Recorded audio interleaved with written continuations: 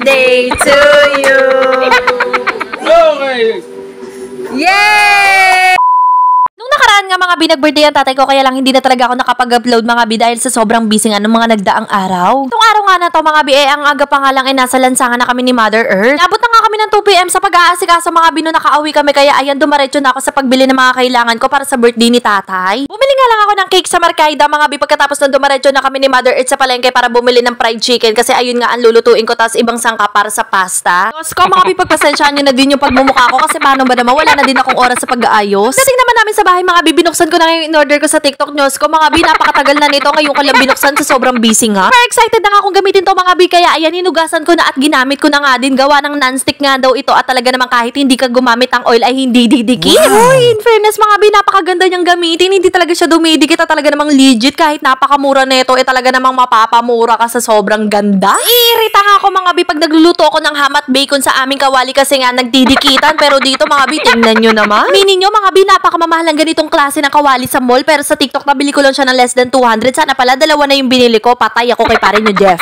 Ito lang inano ko kasi wala akong wala akong ito na lang.